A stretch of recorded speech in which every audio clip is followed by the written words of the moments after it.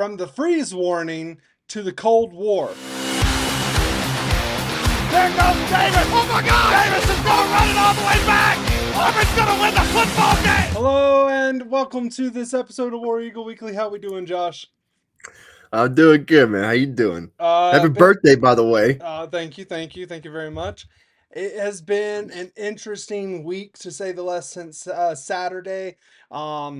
We are going to be talking about the Iron Bowl, but only at the end of this video. So if you want to see that discussion, you're here just for that discussion, go ahead and click right up there. Actually, sorry, follow the chapters below. I'll highlight it there. That'll make it a whole lot easier. And Josh, on Saturday leading up to the Iron Bowl, word comes out that John Summerall is looking more at Florida than Auburn. And the Auburn message boards melted, just absolutely blew up. Well, I mean, it kind of you want to hire a guy that you want to stay long term, and you're putting these stipulations on them and not letting them have a say in it. I mean, I get where John Summerall came from, because that's what it was all about. He complained that he didn't even have a chance to interview DJ, and he was already going to be on the staff. So I kind of get it. At the same time, though, I mean, if it ain't broke, don't fix it. And the defense definitely ain't broke. So I mean, it's just a no-brainer to keep DJ on your staff, no matter who you are. I know John Summerall doesn't hire his own buddies to be his coaches, but at the same time, so has he ever worked with DJ Durkin? I really don't think so. Yeah. I was a little underwhelmed with the Goulash hire after the Summerall news, but the more I looked into it, the more I've seen of Goulash, I've been like, okay, hell, I'm ready to run through a wall for this guy. I'm fired up for him. First off, leave a comment below. Is it Goulash or Goulash? Because me and Joshua have a differing of opinions there. Look, it's spelled Goulash. Dude, so the John Summerall thing, I wasn't completely sold. I wasn't sold on any coach. I've been telling you through this whole process, I need to see in order to be a believer again, because we have just been run through the ringer of coaches in the last 6 years. And so I'm just tired of it. And I'm not going to believe that this person is going to be able to lead us to the promised land, if you will, if they haven't proven anything. And right now, these coaches really haven't proven anything. And so I was disappointed in the John Summerall news, just because that was what the name that was built up since before we fired Freeze. Yeah. And it was the one that I had talked myself into. It was the one that just felt like it was going to be the one, and it ended up not being. And there were some people that said that John Summerall had talked to some other people and had gotten information about how he was going to be meddled with, and how he wasn't going to have full reign of the program, and blah blah blah blah blah. We've heard all this. Well, guess what, Josh? It comes to find out he was talking to Lane Kiffin the whole time, and Lane Kiffin and him decided that Florida was the best job for him over Ole Miss, Auburn, and Florida. So Lane Kiff going and just getting his nose in our hiring search once again. The dude loves Auburn. Just when you think we're not going to have to deal with his bullshit, he goes and does something like this. Well, guess what? We didn't want you, John Summerall. If you didn't want to be here, then so be it. And we're going to go with the guy that wants to be here. I can get on board with that. I can get on board with the guy that gets the contract and says, where do I sign? Because I'm going to sign right now. And he did. He gets the contract at 1 a.m. We hire Alex Goulash away from USF after they have a pretty darn good season. Is he a perfect hire? Is he a home run hire? That's yet to be seen, Josh. But I don't think any home run hires in this coaching cycle, just period. I don't think anyone was an actual home run hire. Agreed. Because Lane Kiffin has tons of baggage with him going to LSU, and there's tons of reports coming out of Ole Miss with everything that's going on there, and the dumpster fire that Lane Kiffin is leaving behind there, and what he will inevitably leave behind at LSU. So I agree. I don't think there was a home run hire. I think this can be a home run hire. Yes, it can be. Let's talk about our next topic. What can we expect from our new head coach? Well, first things first, the dude, he has a scary offense. Let's just be honest here. And I know our listeners are tired of hearing that, tired of seeing a coach come in who is an offensive guru that's supposed to revolutionize our offense, and then he falls flat on his face. And this could very well be the same. And again, I'm not going to believe it till I see it. I am liking the hire more and more every day. Josh, this dude, when he came in with Heupel to Tennessee, they had the 108th offense in the country. They come in and they are a number 8 offense in the country. The next year after that, they are the number 1 offense in the country. They put up over 60 points on Bama, beat Bama, and that's good enough for me right now. All right, isn't USF also the number 2 offense in the country? Right Like now as it they stands are right they now? are like number 2 or number 3, I believe. They have a killer offense. Their quarterback, he was the 12th player ever to throw for 3,000 yards and rush for 1,000 yards. Holy smokes. And this Do you kid know is who a USF's? he is a homegrown quarterback. They recruited him out of high school and turned him into this. I mean, So, like I said, the more I see, the more I read of it, I'm getting more and more excited of the hire. Um, I know Cody Burns was co-offensive coordinator for yep. USF, and he played a big part in the offensive numbers. Now he's coming back to Auburn in an undefined role right now. No one knows what it is. But Goulash actually did mention in the press conference yesterday that he is going to be the associate, or the associate head coach, and the rumor is that he's going to be the offensive coordinator, and it sounds like Goulash is going to let the offensive coordinator call the plays as well, because he mentioned okay, that it's a collective game plan until the offensive coordinator calls the plays. He said the play caller or the offensive coordinator. He defined that a couple of times. interesting. Okay, so it's just this whole new coaching staff is going to be a bunch of up and comers, then, huh? No one really proven, maybe I except don't for DJ. We still don't know about DJ. Right now, I don't care about proven. I mean, we saw what happened with Hugh Freeze calling the plays, who was a proven play caller, and then we see what happens whenever Derek Nix takes over as play caller, who is very unproven. Our offense improves dramatically. I don't care if they're proven or not. Can they get the job done, Josh? Derek Nix is proven though. That's the thing. No, he When wasn't. he He was at wasn't Ole calling Miss, plays at Ole Miss. He wasn't calling plays. I'm He sure he did had a not hand in call it, plays. Cameron. No, no. I'm sorry. That's childish and immature of you to think that he was calling plays for either Lane Kiffin or for Hugh Freeze Listen, just before because you're older Freeze than was me doesn't fired. mean I'm childish. Okay, Uh, that is not what that means. well, right now you're just Listen, being naive. listen. I may have just been misinformed. Okay, because that was my understanding that he was calling plays at Ole Miss and he could only go to Auburn if he had an elevated title. So No. chill. No, Okay, he chill. wasn't calling plays at Ole Miss, and so we had to call him the play caller so we could get him over here to Auburn. So that's what that was. We said that he was calling the plays when he really wasn't, and because he did not call plays at Ole Miss. That was all Lane Kiffin. That was all Lane Kiffin. So Okay. either way, Goalish comes in. I'm thinking, okay, this is going to be a veer and shoot. He's going to be running the same offense that Josh Heupel runs at Tennessee. Tennessee puts up great rushing numbers. Tennessee puts up great passing numbers. I was hyped about that. And then the more I see Goalish, he's talking about how you have to change the offense to the players. You have to change the offense from year to year because defenses are going to catch up to what you're doing. You have to be adaptive, is what he said. So, guess what, Josh? We're not going to be getting 10-year-old route concepts and, an offense that was stuck in the early 2000s. Good. We need a change. We need a change of pace. I'm tired of seeing the same shit different day.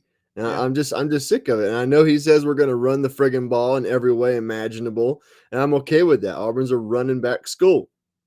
We just need to utilize our wide receiver weapons. We need to make them feel like they are part of the offense before the offense even starts going.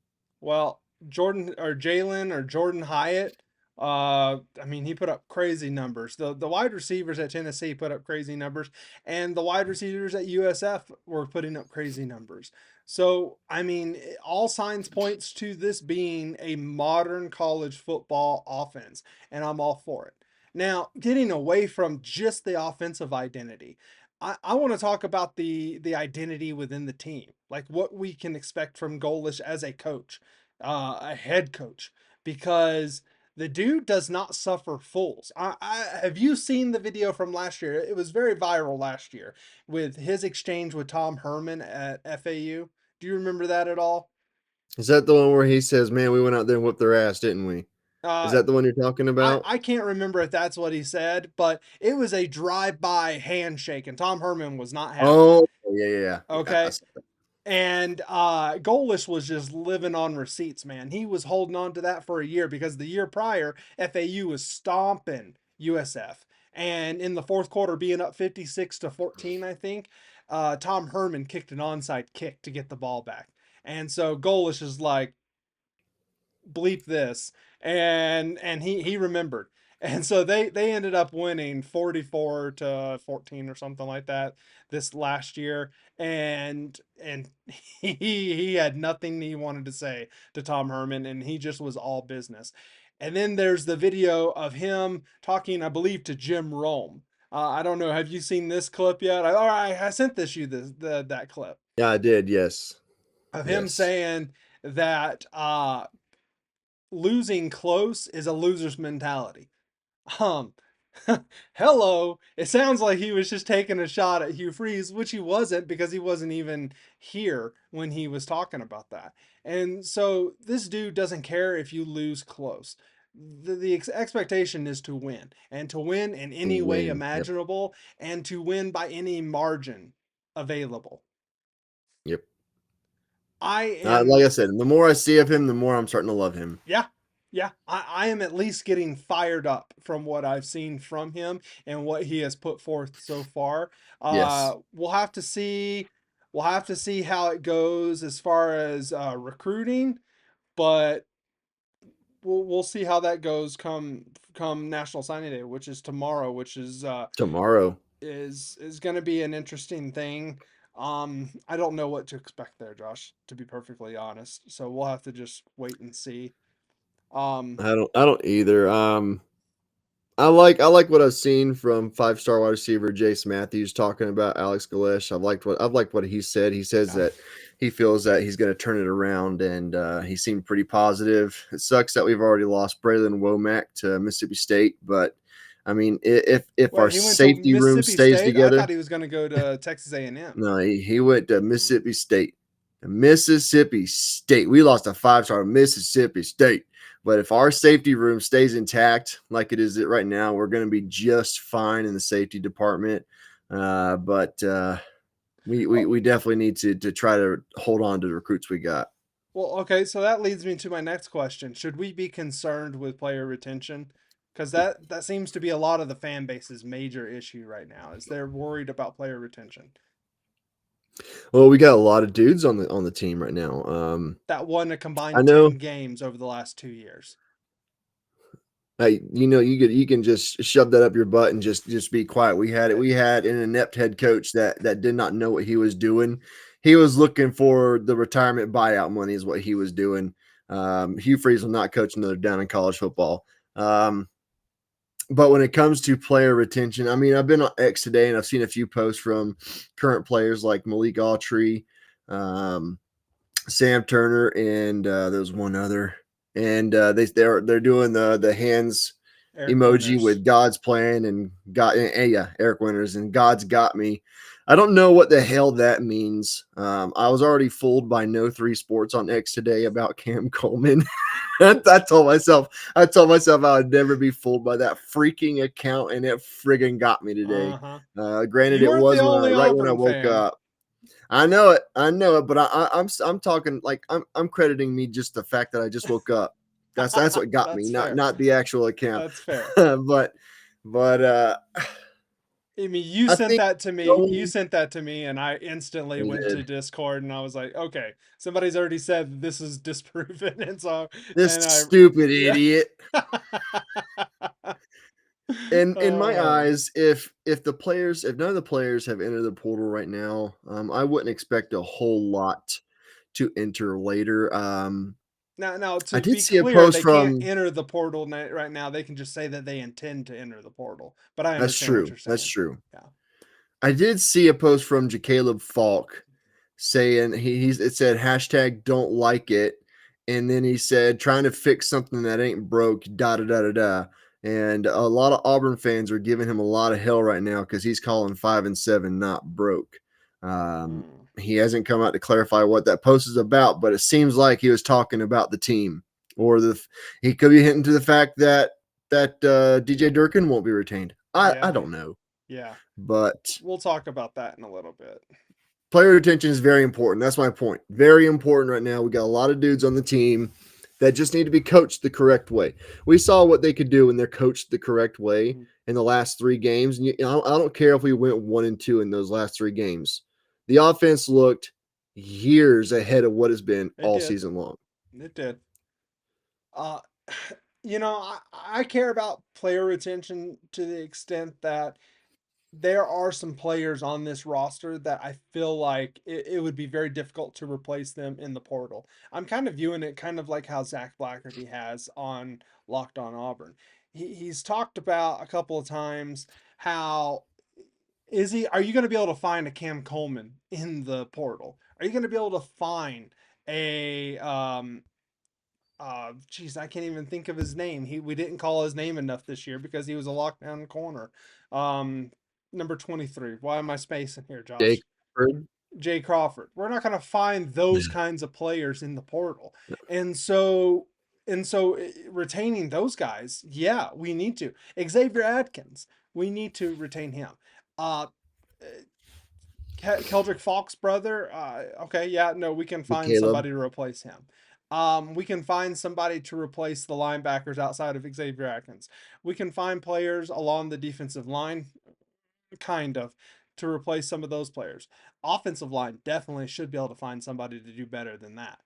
Um, but I understand that there are some players that we just cannot afford to lose because they mean so much statistically to this team. And so I think it's important in that aspect because we don't want to be building from ground zero. We want to be able to have a quick turnaround, and the roster that we currently have I think gives us the best chance for that. I agree. I was playing devil's advocate at the beginning of this conversation talking about the team going having 10 wins in 2 seasons. I, I think this team gives us the best chance to have a fast turnaround and to make the playoffs next year. And it was an inept coach that was causing this problem. Now, Josh, as far as a coach that wasn't inept and was a just home run higher when it happened and has just continued to show his worth. DJ Durkin. Reports are that DJ Durkin, the night of the Iron Bowl, thought that he was going to become the head coach, and whether he wanted it initially or not. That's got to weigh on you. If you're thinking you're going to get it and then all of a sudden you don't at the last minute, it's going to hit you kind of hard, and I can understand some trepidation there. But do you think DJ But you got to Durkin is remember going to what he said. You got to remember what DJ said. He said, please? "Head coach or not, I have a long term investment in this team, and he's here for the long run." So I mean, just him saying that it tells you that he Yeah, wants to be at Auburn.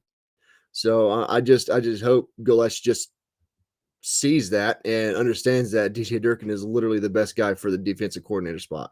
yeah. At this point, we still don't know if DJ Durkin is coming back, and we're recording this on Tuesday afternoon, and so still a lot One can up only in the hope. air. Still a lot up in the air.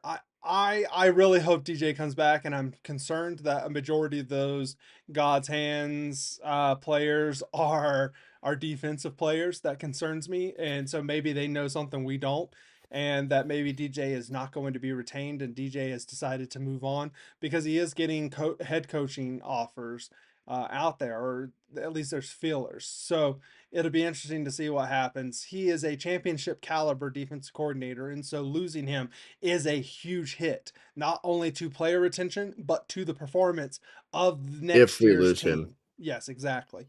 So, Josh, a lot is going to change next year. That is plain to see whether DJ Durkin is here or not. But one thing that did not change this year is Auburn once again loses in close fashion, oh so close, to the Alabama Crimson Tide. And getting down 17 to nothing in the first quarter Dude, is you was sold. You were I sold was at that out. point. Like, this game is over. We can't come back 17 points. I said, dude, chill. It's the Iron Bowl. There's a lot of football left. Calm down. Well, it turns out that I was partially right. We still did No, you not win the weren't. game. It was too much to overcome. If we were able to stop them at least once, we win the Iron Bowl. We weren't able to do that. And so it Well, was I too wonder much. why. Well, the offense didn't look great in the first half. It really didn't. Let's just be honest here. They made some adjustments at halftime, which we haven't seen this team do. So kudos to the offensive staff for making those adjustments. But players continue to do what the players have done all year long, and that is just not succeed in the moments that are needed the most in the crunch time in the crunch time of the game, they were not doing what needed to be done. There is a pass that goes off of Omar Mabson's hands and right into Alabama's defender, and we were rolling. We were rolling. We were almost, I believe, we were actually in field goal position at that point. And the way Alex has been kicking, I had faith that he was going to make that if we had to settle. I thought we were going to go score a touchdown. Okay, a couple drives later, same thing. We just cannot hold on to the ball. We kept putting the ball on the floor. And actually it was that drive. It That was the game Omar was so Mabson. weird, dude. It That game was so weird with the catching. I just don't understand it. I really Nobody don't. wanted to catch. No one. I Our mean, two best receivers had like 5 drops each. It yeah, was disgusting. Preston Howard was the most consistent player out there, and he was consistent because he has dropped the ball all season long and continued to drop it in that game. He did have a big catch later in the game. He Still, did. still, the most consistent player was the player that has always screwed up. That's just what we got from the True. team. That's just what Revoke we his got from the scholarship. team. Just put him in the portal yourself. Yeah, yeah. Unless now, Alex Goulash, he was a tight ends coach at Tennessee, and so maybe he knows the secret sauce to get Preston Howard. Because I mean, let's be honest, the dude was getting open. I mean, he had moments where if he had caught the ball, it would have been great. So maybe Alex Goulash knows the secret sauce. Either that, or we got stickum gloves somewhere in the facilities that nobody knew about this year. But this game, it was rough. Alabama was very gettable. Our defense looked like garbage in the first half, letting rushing holes open up left and right. Alabama would not go down. We were not tackling right. It was just, again, we've It's seen really this. kind of hard to tackle when the offensive line is grabbing your shoulder pads every damn That's play. fair. It seemed Every like it. play. It seemed like it. And I was watching the game with our family, and they were just, they did not see the holds. They did not see the issues. Didn't, none of that stuff. They're Bama fans, dude. They're Bama fans. Oh, What do you expect? yeah. The roughing the passer penalties, come on. I mean, that Horse is shit. just, Horse shit. it was Horse shit. terrible. Dude, I'm getting fired up. I can't talk about it no more. Yeah. I'm getting So, fucking pissed. hey, Excuse my French. I'm getting pissed. that's the way this whole year has been. And so Mm, again, Auburn loses in familiar fashion against Alabama, and we're unfortunately going to have to wait until next year to see if we can pull off a miracle in Alabama Stadium, which, hey, up until a couple years ago, we had a better winning percentage there than Alabama did. that's true. So it can happen, and we really don't know what this next year is going to hold. You mean it can happen? It can happen. There you go. Josh, this has been a rough year. This has been the year from hell. This has been the year that I believe hope died for a lot of Auburn fans because we No. thought it was going to be a great year. So you be optimistic. The year of optimistic Cameron is dead. It is December of That 2025, was like and that it's was like the 1 3 year days of of optimism. hey, no. It was practically the whole damn year. Okay, because I was I don't think optimistic heading so. into last year's basketball season. I was optimistic heading into this football season. Uh, I was optimistic as fuck, dude, I don't know. and You I still was had let you still down. had the show me mentality at the beginning of the year. I wouldn't call Nah, that optimistic. I was pretty Yeah. optimistic. For me, I was very Okay. optimistic. More optimistic than you have been. Okay, I'll give it to you. 2025 was the year of optimistic Cameron. Well, it's dead. That's bottom line. It's dead. Next year, you're going to get pessimistic Cameron. I mean, That's the worst. we could The have worst. 9 games in a row that we have won, and I'm still going to be pessimistic Cameron. It's good enough. We're Quote me due for a now. game. We're due Quote for a me now. loss. Josh, no matter what, man, it's good to be an Auburn Tiger. We got this. Thank goodness it's basketball season. War damn Eagle. War damn Eagle.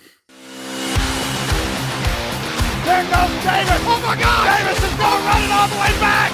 Auburn's going to win the football game.